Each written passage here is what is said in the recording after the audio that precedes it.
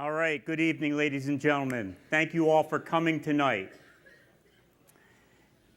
Tonight is a public meeting. It's the U.S. Nuclear Regulatory Commission's Category 3 public meeting. Category 3 just means that the NRC is inviting folks to ask questions, make comments, and get involved in this process. The purposes of this meeting is for the NRC to convey to all of you, the public, the status of the ongoing oversight of the regulatory process and oversight of songs, especially Unit 2. Tonight you're going to hear some presentations about those things. There's going to be an emphasis placed on the technical evaluation and the inspection process. So you'll be hearing more about that. Keep in mind that we changed things up a little bit tonight, and we're going to change something else on the fly, and I'll let you know what that's going to be in a minute. But we're going to take questions. Instead of just taking them at the end of the evening, we're going to take questions after some of the presentations. Keep in mind that we're going to confine the questions initially to the topic that you just heard about. Near the end of the meeting, we'll be taking questions that are more open-ended about songs, especially about the steam tube generators and steam generators and that sort of thing. There's a rumor floating around that this is the last chance to be involved as a public person in this process. That's patently untrue. There's plans to have a public meeting, another public meeting here in California in the April-May timeframe.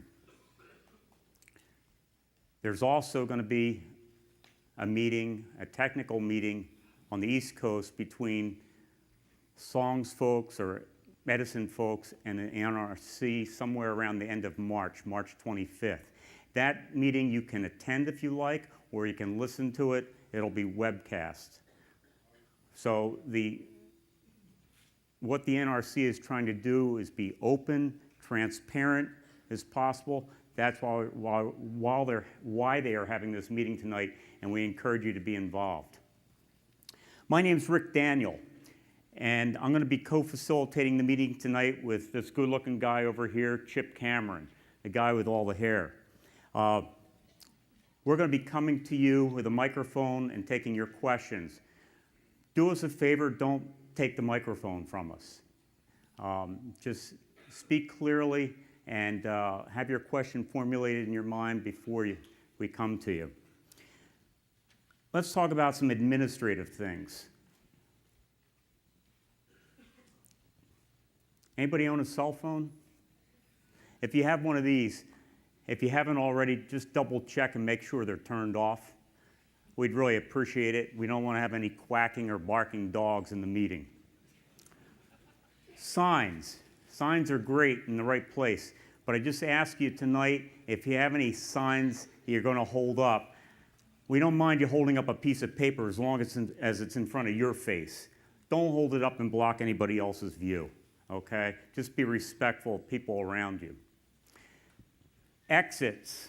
If you'll take a note around you, there are 2 exits to your right, this half of the room.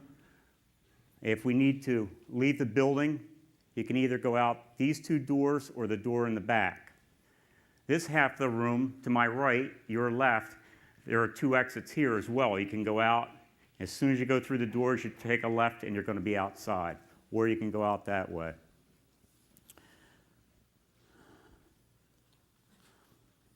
This is about a 3-hour meeting, but we're going to try to stay as long as possible to answer as many questions as we can.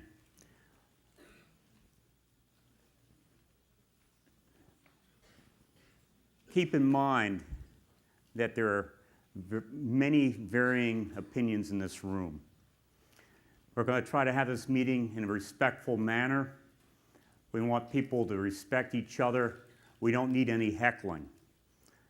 So we hope we don't have to deal with that. Everyone has an opinion. We just ask you to respect each other's opinion. I'm going to talk about the layout of the meeting and the agenda. After opening remarks by the songs NRC Songs team manager, Mr. Art Howe, seated in the middle, Art. We're going to then hear from Ryan Lance. And Ryan's going to talk briefly about the confirmatory action letter and Southern California Edison's response to that letter. Immediately after that, we're going to take a little change from our agenda, and we're going to ask some of our public officials to make a statement. Only because they have a busy schedule, they're not going to be able to stay the whole meeting, so we're kind of inserting them early. We're going to ask them for a 1 to 2 minute comment. It'll be brief, I promise you, right guys? There you go. After Ryan talks and after the public officials make their comment, we're going to have a 15 to 20 minute question answer period on the subject that Ryan talked about. Then we're going to go to the next subject. The next subject, Greg Werner, seated all the way at the end, and Jim Anderson, excuse me, Jim. The two of them are going to talk. Greg's going to talk about the inspection process. Jim's going to talk about the technical evaluation process. After the two of them are done, we're going to have another 20-minute session of questions.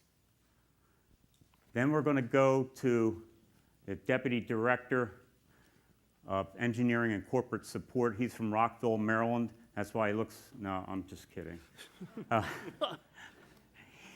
It was a long flight out here, folks. Dan is going to talk about the Atomic Licensing and Safety Board process. He's going to talk about the 2.206 petition process, and he's going to talk about the SONGS organizational structure that the NRC has put together to ensure that the oversight is done properly, both here in the region and at headquarters. So Dan's going to talk about those things. And then finally, we're going to go back to Ryan. Ryan is going to basically bring us home and talk about the path forward. So all in all, you're going to hear what the process is about. You're going to hear what the status is. You're going to get to ask questions, make comments. You're going to hear about the path forward. Then we're going to take a break. We're going to take a 15-minute break. When we come back from the break, that's when you can unload with all those other kinds of questions. And again, I just want to caution you and encourage you to keep your questions confined to songs. We have the right people here tonight. We don't want to waste your time having you ask questions that they can't answer. All right. Well, Arthur, how about if you go ahead and start us off? Okay, thanks, Rick. Can everybody hear me? Oh, great. Well, good evening, everybody. Again, my name is Art Howell, and I am the team manager for the Region 4 Special Project Organization. I want to emphasize that's Region 4 because there's also a NRR, Office of Nuclear Reactor Regulation, Special Project Organization as well that Dan's going to touch on. I had the opportunity to meet many of you at the last meeting, and also have had some one-on-one chats with some of you folks out there and some telephone conversations, so I do appreciate the continuing interest in the fact that you all showed up tonight. I think the number of people in this auditorium tonight speaks volumes to the level of interest there has been in the community regarding the safety of the San Onofre Nuclear Generating Station. And as we've indicated on numerous times, the SONG steam generator tube degradation issue is a serious safety issue, and it has to be resolved. And to date, the NRC has spent a large amount of effort to understand the tube degradation at SONGS. And I thought I'd just take a moment to review what some of those activities have been. You know, we've met 4 times here locally and once in headquarters in December, and we've had a number of other interactions, one-on-ones and government-to-government interactions. And each of those have had a particular focus. I guess one of the meetings was also another Category 3 meeting, which is a little wider discussion topics. But I thought I'd take a minute to just review some of the oversight activities that have occurred to date relative to the steam generator tube leak in Unit 3 and the licensee's response to that.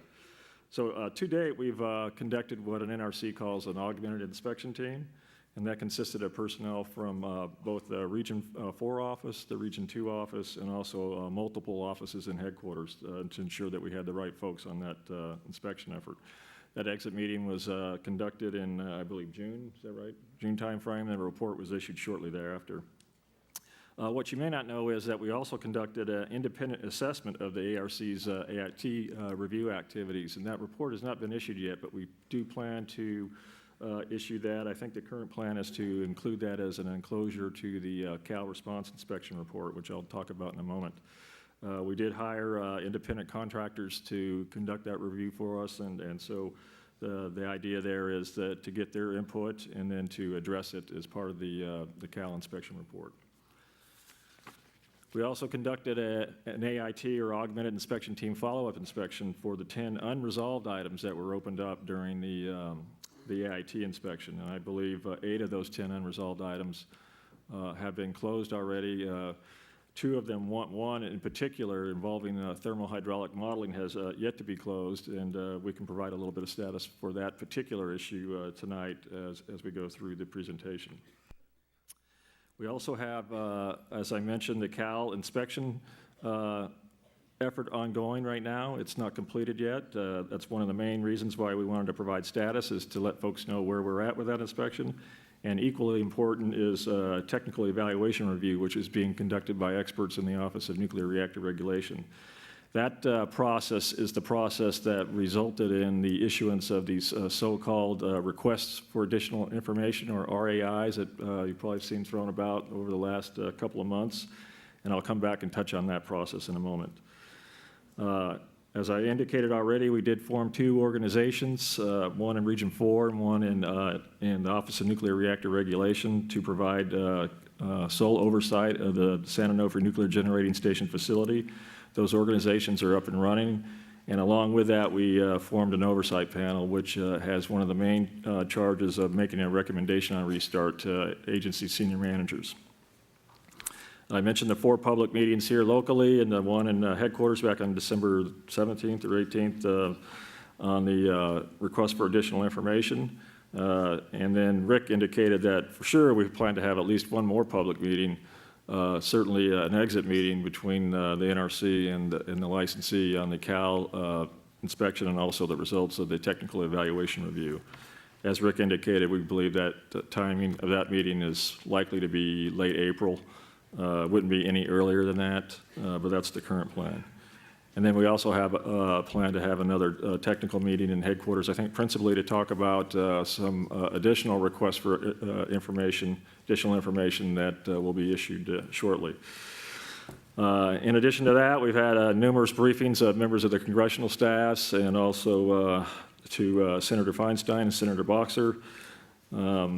And we've had many briefings, obviously, of NRC senior management over that period. Mr. Dorman's going to talk about some of the review activities associated with the so-called 10 CFR 2206 petition process, and also it was noted that there's ongoing Atomic Safety and Licensing Board review activities. On September 28th, 2012, the NRC's Office of Investigations initiated an expansive investigation of the completeness and accuracy of information that Southern California Edison Company has provided to the NRC regarding the steam generator issues at San Onofre, and that review is ongoing. And it was mentioned in a letter from the Chairman McFarland of the NRC to Senator Boxer and Congressman Markey. It was issued last Friday on the 8th of February. Finally, we have additional inspection and review activities that are being discussed and are in the planning stages, but the details have not been finalized. And once those plans become finalized, the notifications for that effort or those efforts will be made public, either on the docket in writing or at subsequent meetings. So that just gives you a sense for the level of activity, high level of activity on the part of the NRC in response to this issue. Of course, you've heard the company in earlier meetings talk about the activities that they have undertaken to support their Cal response, which was submitted on October 3rd last year. At this point, I'd like to take just a moment to highlight some key technical items that I think you will find of interest. Anybody who's following some of the technical issues, I wanted to provide a list. It's by no means a comprehensive list, but it should give you a sense for some of the areas where we have either more focus or some questions about the work that underpins these issues and may have obviously some bearing on any future decision that we make on the licensee's confirmatory action letter submission.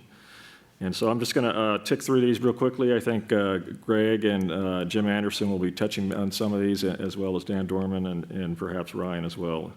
And so just real quickly, in the area of operational assessments, we have questions about the conservatism of the growth rate distributions used in traditional operational assessment analyses. Another area that we have questions is the lack of available information for the benchmarking of the Mitsubishi Heavy Industries model for calculating AVB contact forces and gaps, anti-vibration bars. We also have questions about the impact of manufacturing on contact forces and gaps calculated by Mitsubishi. And we have questions about uncertainties in the calculated probabilities of the instability and the impact of these uncertainties on tube integrity margins. Regarding thermohydraulic models and vibration models, we have questions about the applicability and use of the so-called squeeze film damping factors. And we also have questions, I think, if you were here for the November 30th meeting, about the modification of the stability ratio calculations for the in-plane.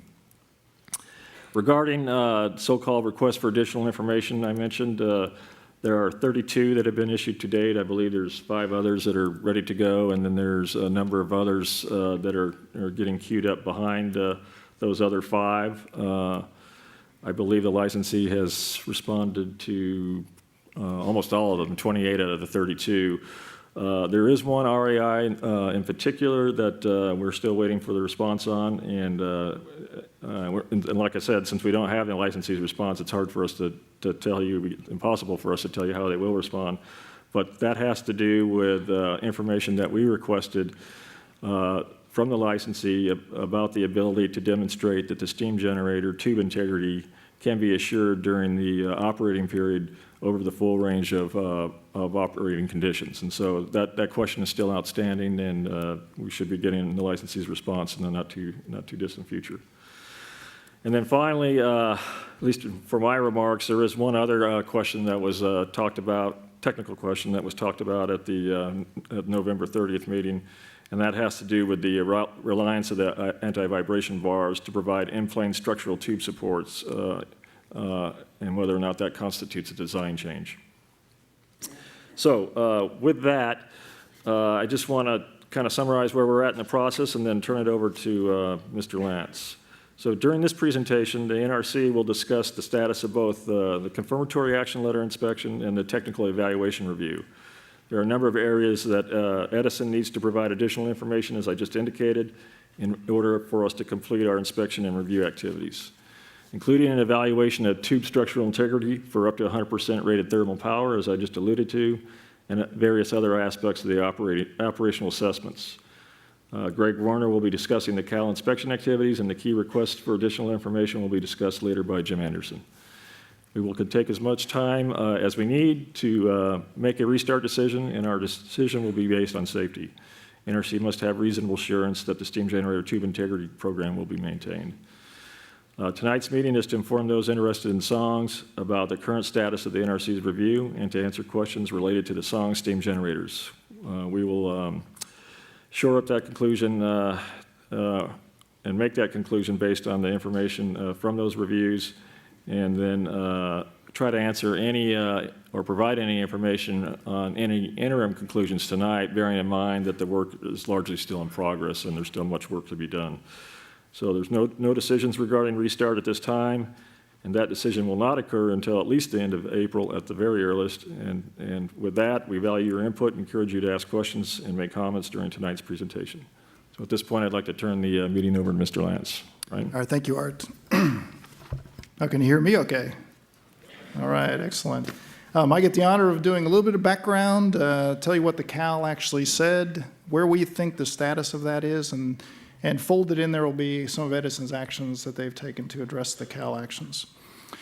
The NRC issued Southern California Edison a confirmatory action letter, which I called CAL, on March 27, 2012. This CAL applied to both Units 2 and 3 with specific actions outlined for each unit. For Unit 2, the CAL confirmed actions that Edison committed to in its letter to the NRC on March 23rd of 2012. Those actions for Unit 2 are as follows. First action, Southern California Edison will determine the causes of the tube-to-tube interactions that resulted in steam generator tube wear in Unit 3. This action is completed, and the inspection results were made public via the augmented inspection team that Art referred to, and also the follow-up reports. Tube-to-tube wear was caused by in-plane fluid elastic instability due to an excessively adverse thermohydraulic environment coupled with inadequate dampening of the forces which cause rapid tube vibration. Second item in the CAL, Edison will implement actions to prevent loss of integrity due to these causes in the Unit 2 steam generator tubes. Edison has completed the plugging of steam generator tubes as required by their tube integrity program. I do want to note that no tube in Unit 2 failed to maintain tube integrity as defined by that program during the first full operating cycle, even though significant wear was experienced. The actions that Edison has taken to prevent future loss of tube integrity are still being reviewed. Edison will establish a protocol of inspections and/or operational limits for Unit 2, including plans for mid-cycle shutdown for further inspections. Edison has submitted their plan to operate at 70% power, shut down after 150 days of operation, and then perform inspections of 100% of the in-service tubes and also a sampling of the plugged tubes. The adequacy of those actions and other actions that are being taken are still currently being reviewed. Prior to entry of Unit 2 into Mode 2, and Mode 2 is essentially where you begin to start up the reactor. You actually pull the control rods and start up the reactor. Prior to entry of Unit 2, prior to startup, Edison will submit to the NRC in writing several things.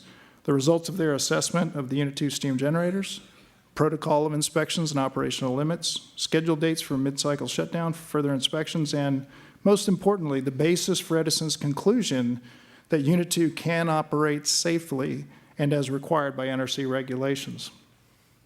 Edison provided their written response to the NRC, as Art mentioned, on October 3rd of 2012. Currently, Edison is providing additional information as requested by the NRC RAIs to establish the basis for SCE's conclusion of safety to operate. The NRC is currently reviewing this basis, including the assumptions and reliance on modeling and probabilistic methodologies. If I get next slide. So just to briefly summarize a little bit of history, Edison was performing routine tube inspections on Unit 2 when the tube leak in Unit 3 occurred on January 31st of 2012. Following tube inspections on Unit 3, Edison performed additional inspections on Unit 2. These inspections on Unit 2 identified 6 tubes that exceeded their 35% technical specification required plugging requirement, and 2 other tubes at the anti-vibration bars with wear less than 35%. They were also plugged based on the operational assessment.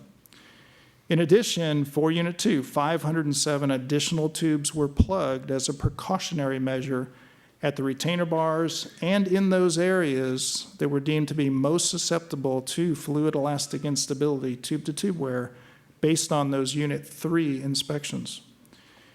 Only 2 tubes in Unit 2 were found with tube-to-tube wear, whereas Unit 3 had 318 tubes with tube-to-tube wear.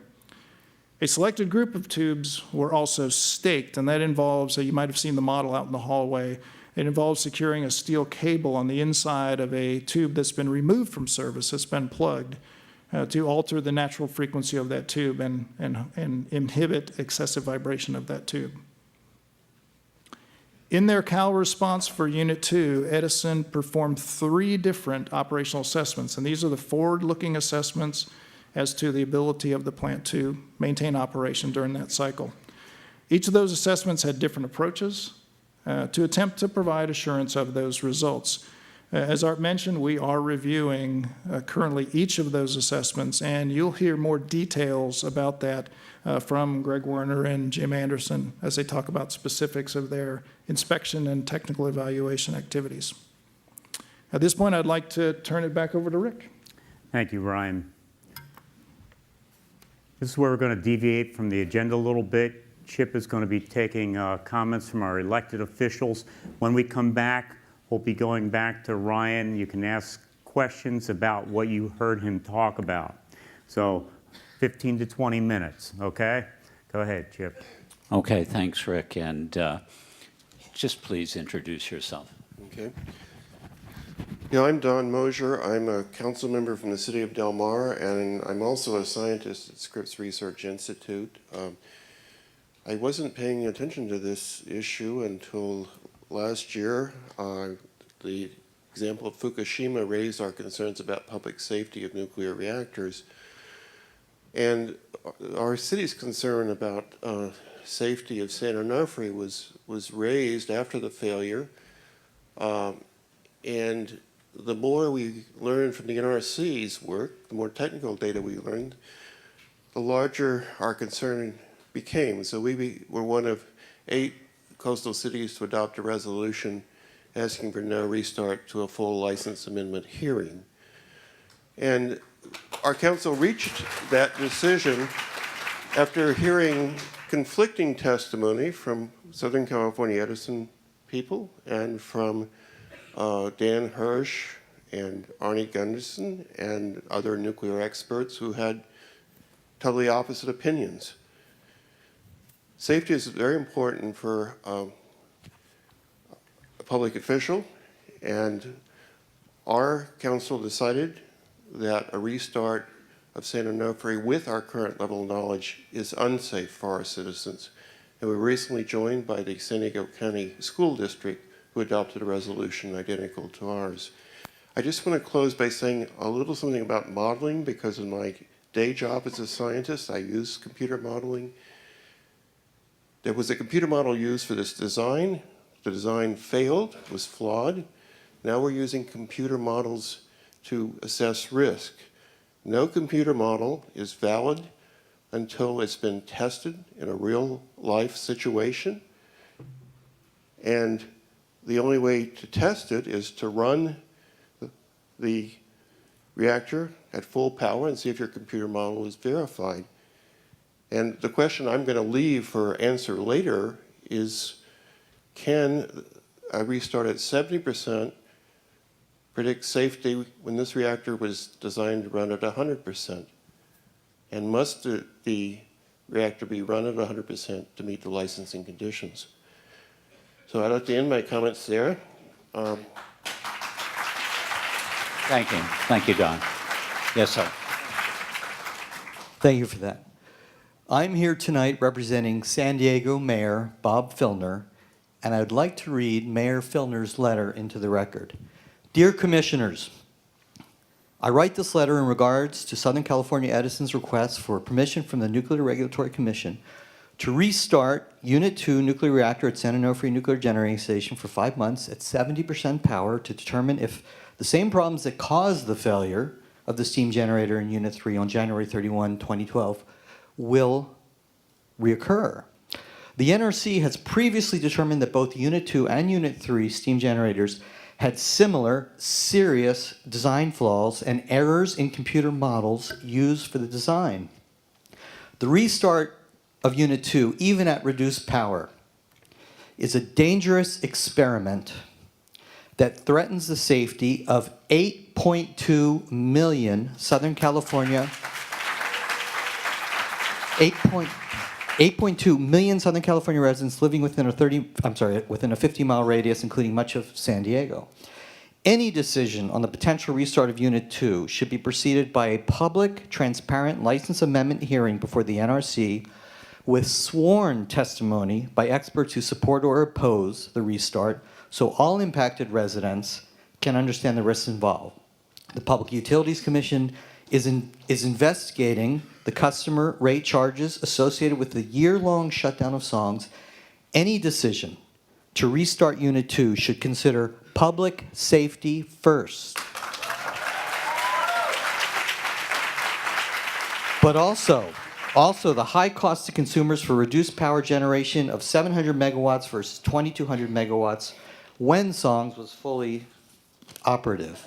Attorney General Kamala Harris has filed as an intervener in the CPUC hearing, and any decision to restart SONGS at any level should consider the reliability and costs compared to a future based on alternatives, including efficiency, load management, demand response, renewable energy, and energy storage. I urge you not to authorize the restart of SONGS until both a full license amendment hearing has been conducted by the NRC and the CPUC finishes its investigation. If you have any questions, feel free to call me, that is Mayor Filner, or Dr. Rob Wilder, my public advocate for energy and climate sustainability at 619-236-6330. And that is signed, sincerely, Bob Filner, Mayor of San Diego. Thank you.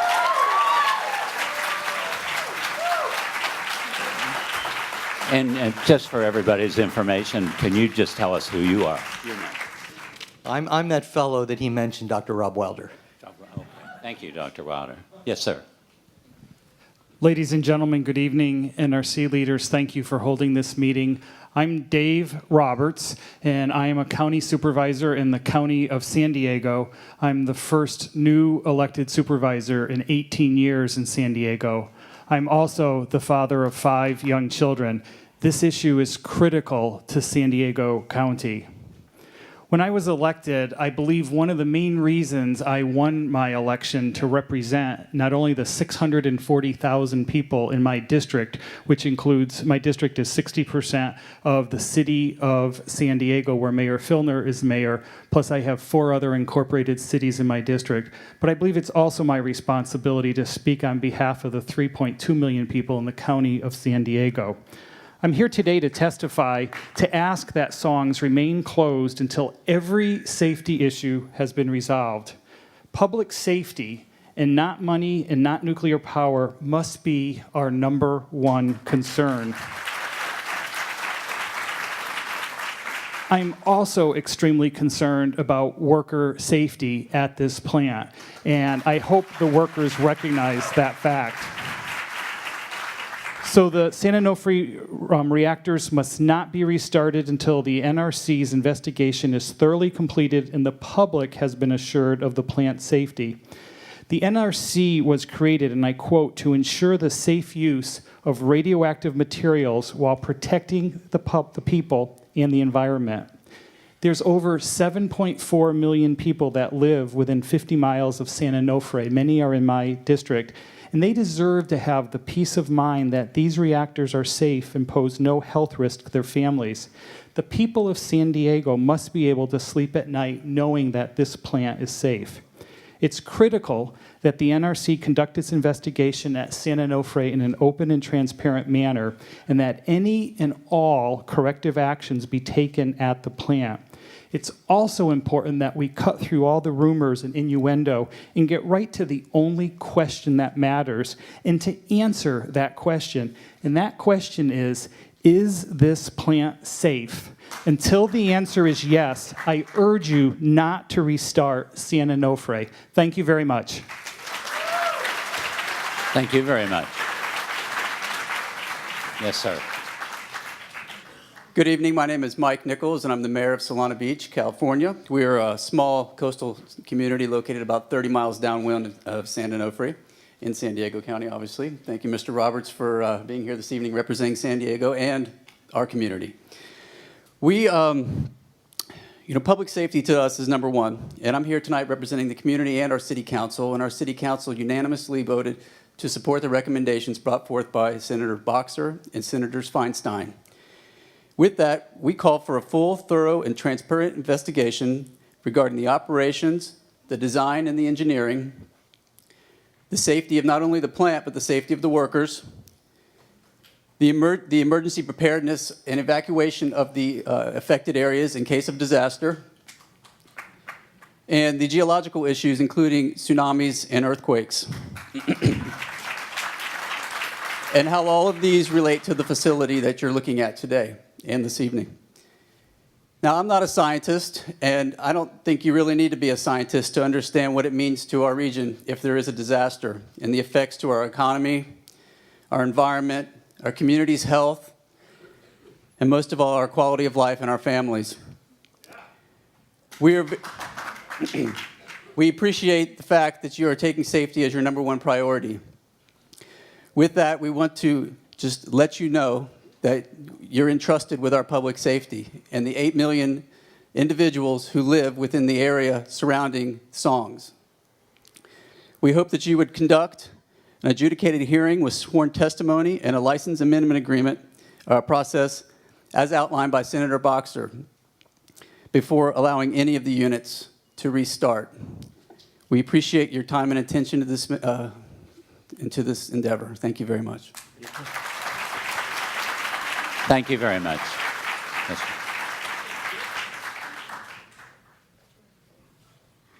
Hi, I'm Lee Haydu, Deputy Mayor of Del Mar. I'm also been involved with this since last June. I've learned a lot about Songs and all the problems that we've had with all of the units. Also, we've learned a lot from the problem with Fukushima, and that is one thing that we cannot ignore. And they're still suffering there because of that. We do not want that to happen here. Every time we meet with some public officials, we always ask, what is the exit route for all of us? We all know there's no evacuation route. So until we could be guaranteed that this plant is safe, I do not want it to be reopened because, and I'm speaking for that as a private citizen, also as a city council member of Del Mar representing 4,000 people, I cannot say that they would be safe if it reopens without all the right hearings that need to go forth. The other thing is that with no evacuation route, it's very hard to guarantee that we're going to be safe. Thank you. Thank you.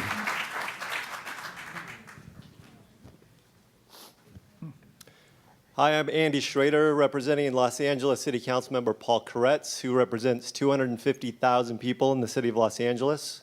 I want to thank the NRC for holding this hearing tonight.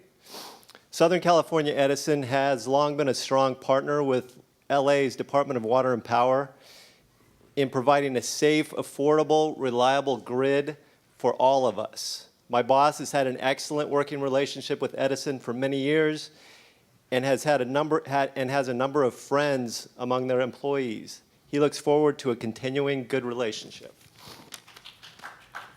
I'm here tonight to talk about San Onofre. Now, LA's Palo Verde nuclear generating station went through a license amendment process when it uprated power and replaced its steam generators back in approximately 2003 and 2005. And it has not subsequently suffered any design flaws or operational problems. So it seemed prudent and reasonable to request the same thorough vetting of San Onofre's replacement generators if that did not occur in the first place. Yet, when the council member introduced a resolution requesting such, quite a number of folks, let's say, showed great concern. That was a little troubling, to say the least. What is also troubling is the recent report from Mitsubishi Heavy Industries, which Senator Boxer disclosed last week, and which the LA Times reported, and I'm quoting, "The report indicates that Edison and Mitsubishi were aware of serious problems with the design of San Onofre nuclear power plant's replacement steam generators before they were installed," end quote. And there's clearly more to it than that.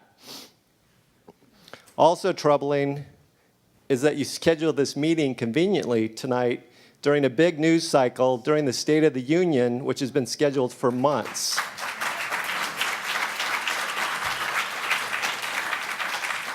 I have to tell you, you are not inspiring great confidence up north.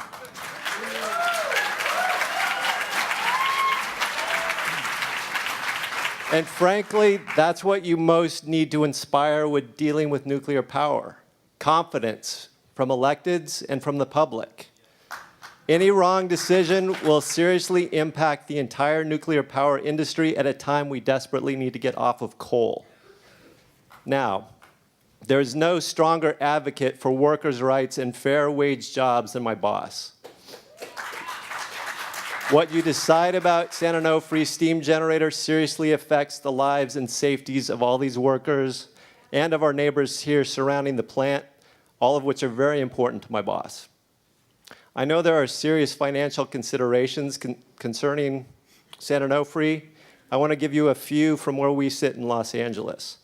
The Port of Los Angeles, when it was closed a few months ago, cost the U.S. economy an estimated $1 billion a day. $1 billion.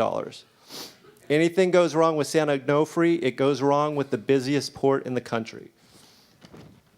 And if anything goes wrong, it also goes wrong with Interstate 5, the major north-south commerce and tourism corridor of Southern California.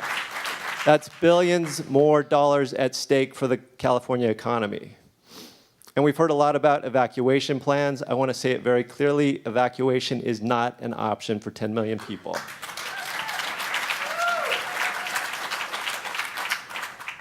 So whatever decision the NRC and the ASLB makes about San Onofre, my boss, many other LA City Council members and residents are paying close attention because it affects us as well. Whatever Edison and Mitsubishi did initially regarding the replacement steam generators, license amendment or not, it didn't work. And you need to do it, you must do it differently. This time you need to get it right. You need to get it right for the Port of Los Angeles, for Interstate 5, for the people of Los Angeles, for our neighbors surrounding the plant, and most importantly, for all the workers of San Onofre you see here tonight. Thank you. Thank you. Let me put this in a little bit of context for you. The NRC did heard from local government officials who wanted to talk about this issue tonight, and we put them on in this slot. We didn't ask only local government officials who were concerned about San Onofre. There may be other local government officials who don't have those concerns. And I don't know if anybody is here. Is there a local government official here, while we have the local government representatives here, who wants to say anything else?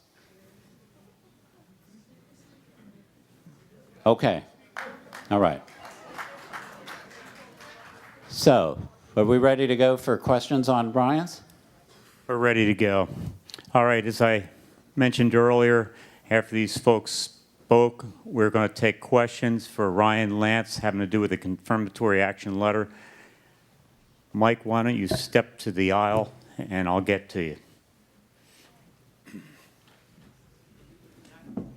I will respect your wishes. Could I ask if they could bring the first slide that was up back up on the screen?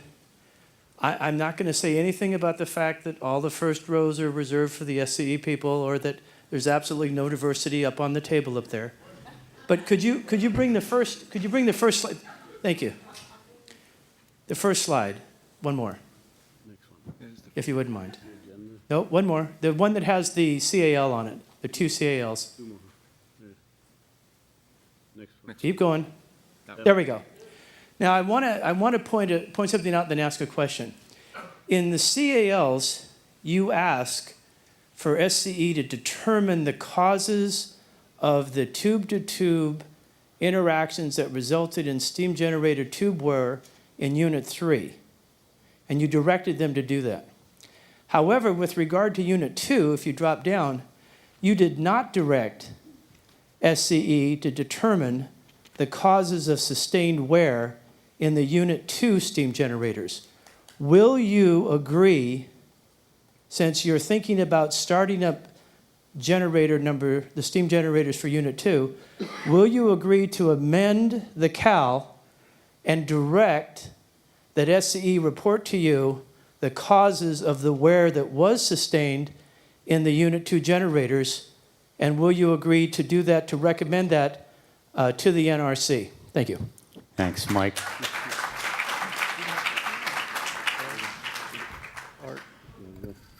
Arthur? Yeah, if I understand your question, you're asking why we didn't have the same language for. I'm asking, will you agree? Yeah. Well, what I will tell you is that hold on, just one second, Art, just one second, because Art, I do respect you and I want to believe in you, I really do. What I'm saying is, it's a very simple question. I've pointed out the disparity. I don't want you to spin the disparity.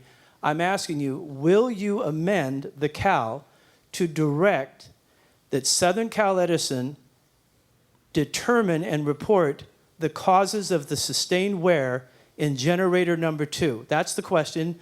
You can answer it yes or no if you want to, or with an explanation, but I would appreciate if you would answer that. the NRC is considering amending the CAL if needed. Yes. Along those lines. As needed, if we determine that it's needed. No, I'm not asking. Not only are we looking at amending the CAL, we're also looking at taking other regulatory action as needed. But they can answer. Look, all I'm just saying is I'm not asking if needed. What I'm saying to you is that you're thinking about restarting the generators in 2, but you didn't direct Southern Cal Edison to determine the cause of wear in the Unit 2 steam generators. I'm asking you, will you direct SCE to determine the causes instead of taking the risk of just allowing a restart without having determined what the causes of the wear sustained were in generators 2? Thanks. Thank you. They believe they have determined the causes, and we're assessing their response. And then we will take whatever regulatory action is needed based on our review.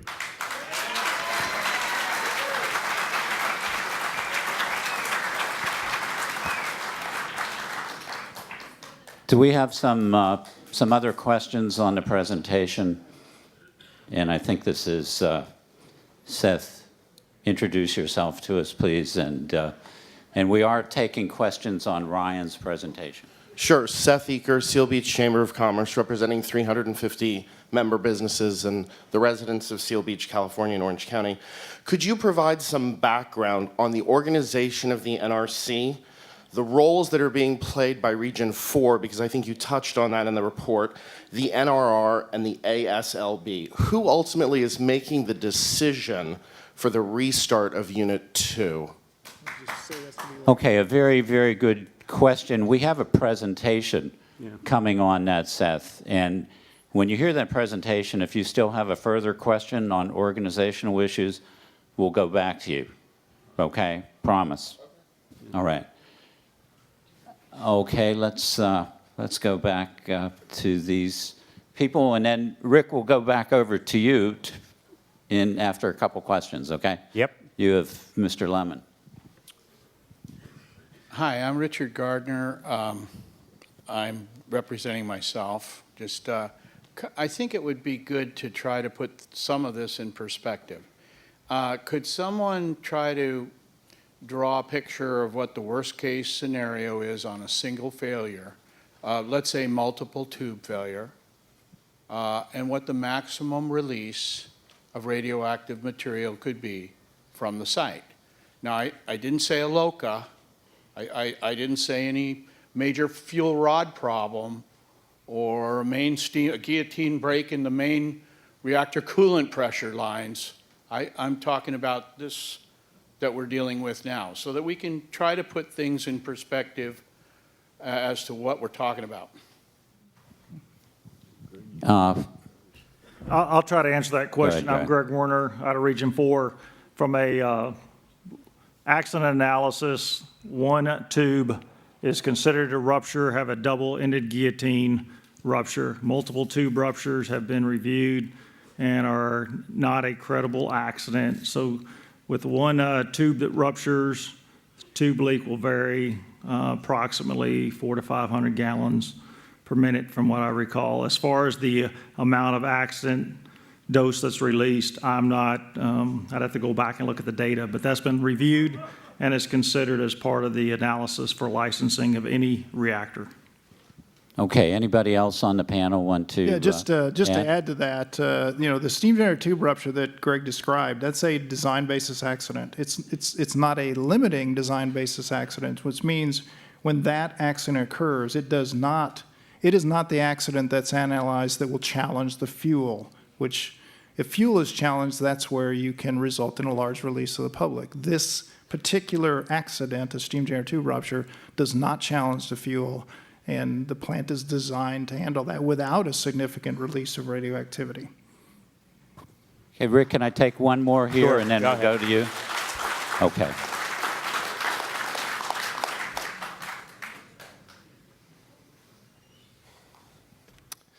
Hi, my name's Gary Hedrick, and I'm co-founder of San Clemente Green. And first off, I just want to thank you so much for allowing the elected people that represent us so well. And I'm also glad to know there aren't a lot of elected officials out there that agree with Edison. I think that says a lot. What's wonderful about everything they said is it's a lot of the same things I wanted to say, but I want to also emphasize that the way they ask their questions and they give the general public, like me, confidence that they're really asking the right questions. And the idea that we have doubts if the NRC is doing their job as completely as we assume they are.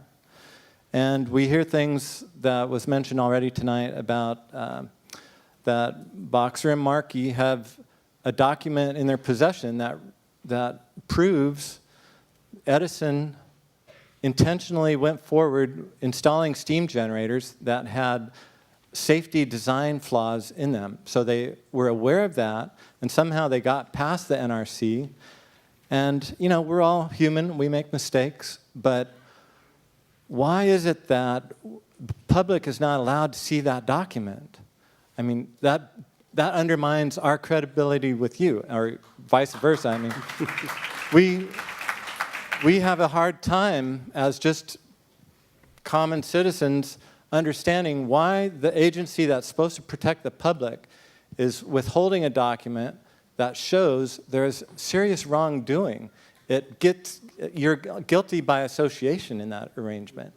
And we want to have that document released, and we also want to have the data so that independent experts can understand and help you solve this problem. Thank you. Okay, and I think that's an appropriate question following this presentation. Ryan or Art, who would like to I can take that. I appreciate your point, Neri. What I can tell you is that the chairman addressed that document in a response back to Senator Boxer and Congressman Markey on February the 8th that was made publicly available. And since it does pertain to a matter involving investigation, I can't really say more than what's in the letter. And the letter speaks to itself. And so I don't know if you've seen that letter, but we can certainly get you that letter for a start. Okay, thank you. Rick, do you want to go for a few? Sure. So my name is Tom Lemon. I'm the business manager of the San Diego Building and Construction Trades Council. I appreciate the opportunity to come speak before you again.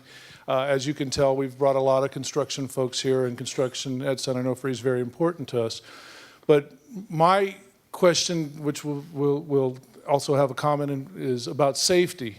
And, I think history shows that San Onofre has been a very safe plant. Over time, our workers and we as union reps, that's what we do. We want to make sure that we have the safest places to work and the safest workforce.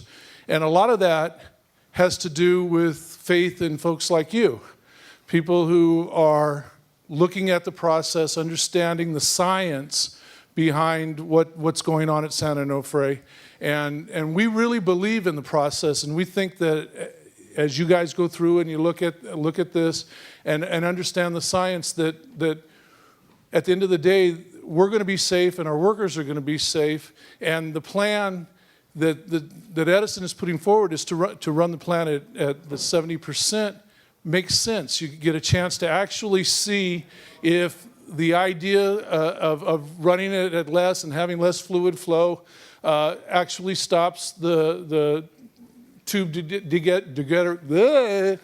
degradation, and we're supportive of that. We want you guys to do your job, protect us as workers, protect the community, and if there's a way to get the plant up and running, let's get it up and running, and let's do it expeditiously. Thank you.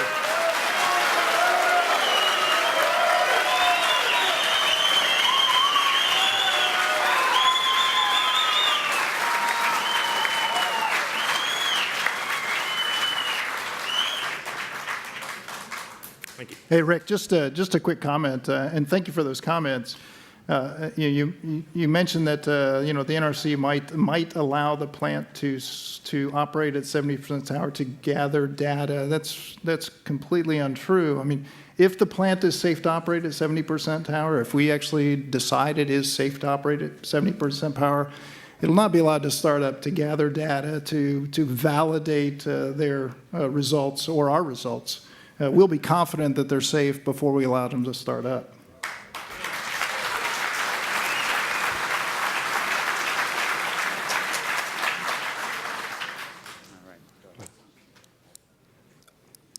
My name is Val Poisset, Pulse Magazine, and first of all, I want to thank you guys for holding this extremely informative meeting and for taking my question. In the publications dispensed by the NRC, there are a list of stakeholders from the public and media licensees, federal agencies, and even trade unions as represented in the forest here by Local 89. My question is the standing policy of the NRC to dispense some information in greater detail to some of these stakeholders as opposed to others? Or is it policy of the NRC to dispense all related information equally amongst the various groups of stakeholders?